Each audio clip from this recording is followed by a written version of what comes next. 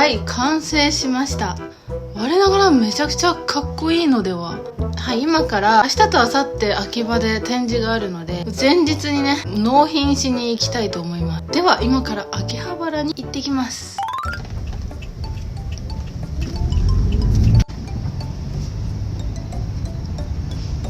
おはようございます。おはようございます。ありがとう、わざわざ来てくれて。いえいえ、全然。じゃあ向かおうかな。はい。今日はどこに向かうんですか？僕あんま聞いてなくてごめんなさい。これなんだと思うこれ？すごい高そうななんか箱ですけど。なんですかこれ？関係ないんだけど。関係ないやつ。関係ない。プロモデラーの直樹さんって。直樹さん。知ってるよね。プロデュースしたプラモデルがあるんだけど、それを使った展示会がある。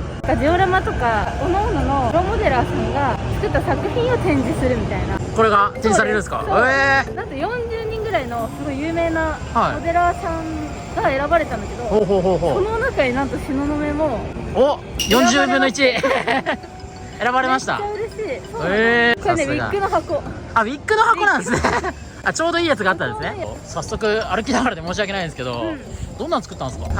新しい商品のラインナップの中からなんか自由に選んでいいって言われて、でその中からなんか一目惚れしたフォーゲルグっていう、フォーゲルグ、ちょっとこっちに画像を出すんだけど、それをね東雲流になるほどさせていただきましたね。今回も結構制作期間かかったんですか？グラビア撮影の後とかにもうちょっとずつ進めて1ヶ月かかりました。じゃあ今回も結構こだわりめちゃくちゃ多いんじゃないですか？こだわりめっちゃあるよ。やっぱジオラマだから、ストーリーが大事なの。なるほど。壊れたビル、むき出しの鉄筋とか、そんな感じの表現に挑戦してみたんです。なるほど。その背景に合うか合わないかみたいな。そうそう、壊れたビルとかも全部自分で作って。いやでも平日なのに秋葉原人多いっすね。多いね。そう見て、ちょっと覚えてるこれ。フォークス秋葉原。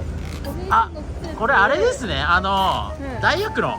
そうですよね。大学論のこのでっかいこれぐらいのジオラマを飾ったんだよ。そうでしたね。これ懐かしの。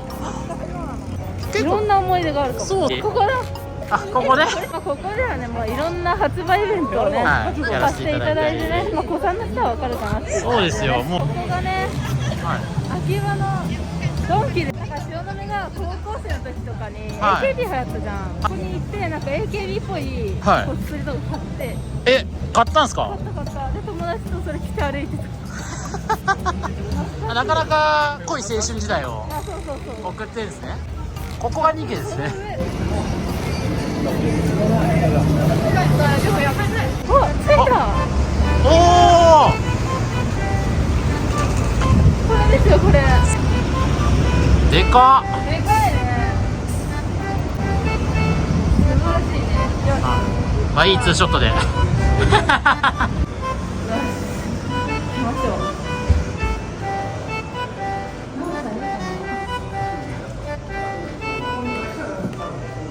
直樹さんが取材を受けておられますね。なるほど。黄色いさ、蛍光色のさ、派手な人いるじゃん。あれ直樹さん、顔は見えないですけど、すごいおしゃれなイケオジ、超イケオジだから。おお、すごい。すごい色味がすごいっすね。そう、この色何かわかる？東雲ブルーですか？東雲ブルーで塗装してて、さらにウェザリングって言って脅しをつけて、ここにね東雲エミがいるんですよ。探して。これじゃない。そう。これ持ってきました。かっこいい。直樹さんの作品、さすがなんかスタイリッシュに仕上げますね。もう本当素材の良さを前面に出してるっていう印象あります。素材の良さを生かしたかった。組んだだけでもかっこいいから、これは伝わりますよ。それをもうお伝えしたくて。そうですよね。みんなそれぞれ何してやろうか。頑張っちゃってみたいなね。なんか。本当です。めっちゃ組みやすいんですよ。置かせていただきます。私水木たくみと言います。お願いします。すごい嬉しい。練習をいただきました。で関節で切っていじった。そうです。もうバチッと。ありがとうございました。ここはブースなんですね。ブースですね。素晴らしい。プラモ女子もこんなに多いんですね。プラモの魅力にみんな気づき始めてる。第一人者として頑張ってください。いや、そんなん言ったら戦えるよ。俺もかぶってんだよ。清水圭さんの作例、質感がすごすぎる。マックスさんの作品だ。何この髪型。照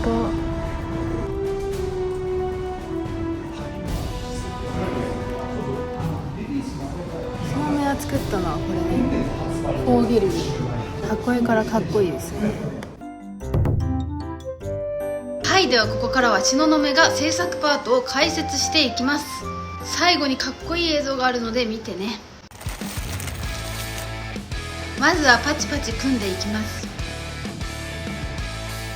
ダボ穴は切り込みを入れたりデザインナイフで広げておくと後でバラしやすいです。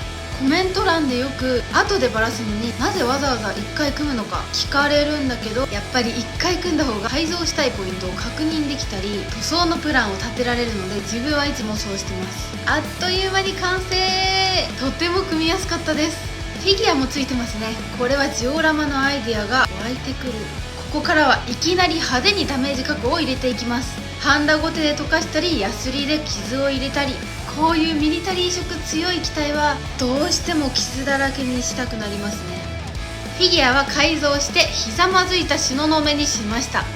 ポニーテール、ざっくりと構造を決めちゃいます。壁にもたれかかっているようなイメージ。パイロットは命からがらコックピットから脱出しています。ここからは台座を作ります。100均で買ったポリスチレンフォームを使いました。万能です。ハンダゴテで表面を軽く撫でるといい感じのテクスチャーがつきます。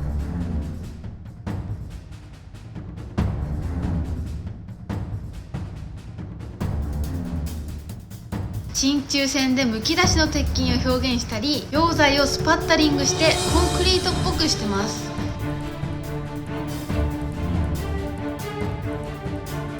瓦礫を貼り付けていきます。ポリスチレンフォームが溶けないタイプのやつを使います。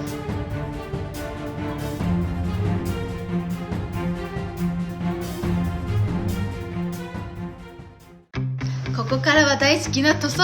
黒から立ち上げてグレーを塗り重ねてグラデーションをつけていく。次にフォーゲルグの塗装。内部フレームはメカサフヘビー。関節はもっぱらメカサフを吹いてしまいますね。その他のパーツは黒立ち上げで塗っていきます。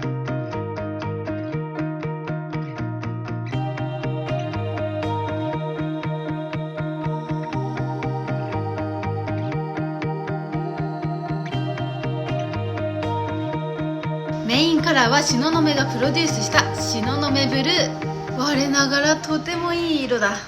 本塗装はおしまい。ここからデカールを貼ったりウェザリングをしたりします。まずはエナメル塗料で部分塗装とドライブラシ。次にスポンジを使ってチッピング。ミスターウェザリングカラーですす汚れを入れる。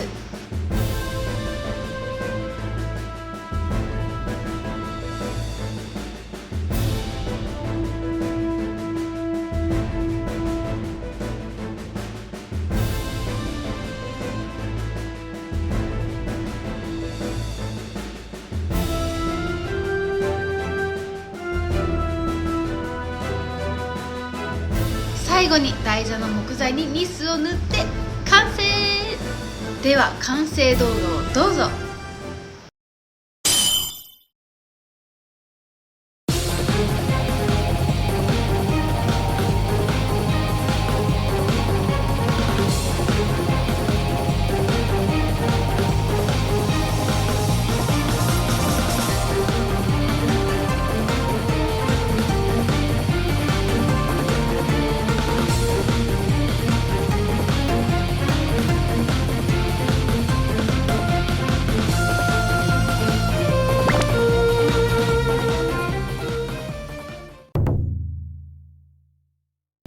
はい、マックス渡辺さんです。どうも。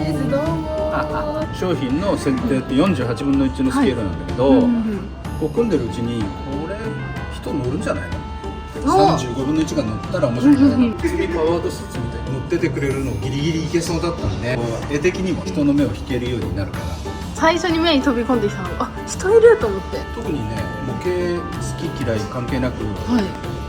パッて見た時に、まずどこに見えるかっていうと人に行くんだよね。なんかすげえよくできてるとか、綺麗とかいう前にまず見てもらうっていう意味で、この構図というかなるほど。選んでみました。1体いるだけで量産っていうイメージになるじゃん。確かに量産機1機だとなんだろうってなるけど、2機いれば確かに量産機って感じが一目見てわかりますね。そうそうそうカラーリングもやっぱり意識されてますよね。そうそうそう、1機だと醸せない雰囲気そうですねっていうのが必ず出せる。やってみます。ありがとうございます。帰りましょう。いや、いろいろ話してよかったです。プロモデラーさんの評価をいただけたので、分かってるねって言ってもらえて、そうモデラーとしてありがたいお言葉をいただいたので。着眼点合ってましたね。じゃあ合ってた、よかった。